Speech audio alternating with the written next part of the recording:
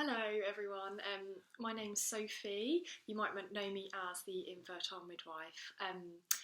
Me and my husband James started trying for a baby in 2017, and I thought actually it would be fairly straightforward. Being a midwife and understanding the menstrual cycle, I thought that perhaps we would have a bit of a head start.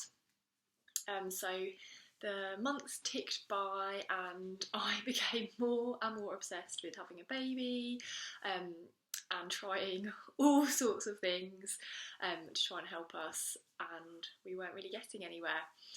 So after nearly a year, we went to see our GP, who referred us to my local hospital, to the gynecology department. And that appointment kept being pushed back, and eventually, after months and months and months, we finally got there.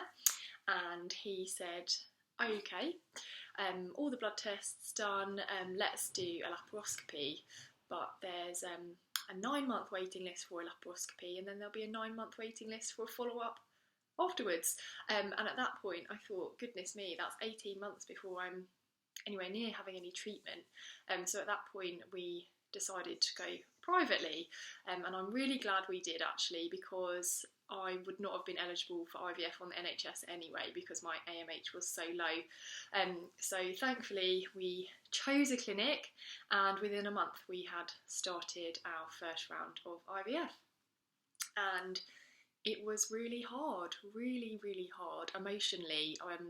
I didn't really have any physical side effects, but emotionally I really struggled. I responded really poorly to like the highest dose of stimulation, and I thought that perhaps we weren't going to get any eggs and that IVF would be over before it even started.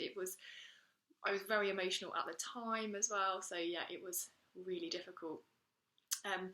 In the end, we were very fortunate, and we ended up with one blastocyst to put back on day 5, and 2 weeks later we got a positive pregnancy test, so we were very relieved at this point.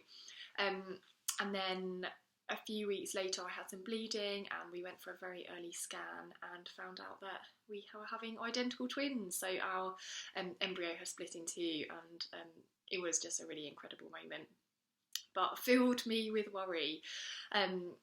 So unfortunately I went into very early labour at 21 weeks, and our son Cecil and Wilfred died, which has obviously devastated us. And there was just a catalogue of bad luck after that. I ended up having retained placenta for 11 weeks. Then I was desperate to start IVF again, not because I wanted to replace the twins, because obviously nothing ever will, but I just really wanted something to fill the spot that was missing.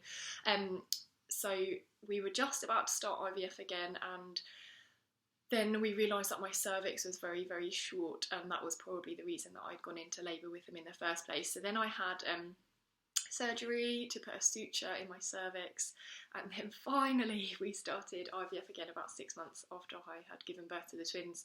And this round for IVF with the same clinic was an absolute disaster from start to finish. The whole thing was incredibly badly managed.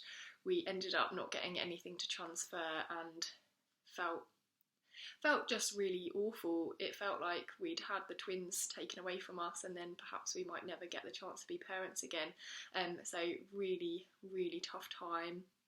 And then Christmas came, and anyone who's trying for a baby knows how difficult Christmas is. It can be a really hard time. So not only were we missing the twins, but we thought that perhaps we might never be parents again. So we set ourselves a mission to find a new clinic, and someone who would make us feel like we would have hope again. Our old clinic essentially just said they wouldn't be able to help us again after that, which again was really hurtful. So we went on a mammoth clinic finding task. We even went to Greece to see clinics there, saw lots of clinics in the UK, and then settled on another clinic. decided we were going to do some embryo banking, which is where you collect as many embryos as you can across several rounds. So started my first round of that, so my third round in total, and then COVID hit and it was cancelled again. And it really felt like we were just not getting anywhere. Yeah, really, really anxious few months waiting to see if clinics would open again. And then finally in May, I think it was, we've started the third round of IVF. And actually I ended up doing 4 rounds of IVF back to back without a break in the middle, which I actually found very straightforward. Again, I never really have any side effects from the medication. And emotionally I felt much better because we weren't doing any transfers, so there was very little chance of me actually getting pregnant at the end of it, but I felt we were taking positive steps.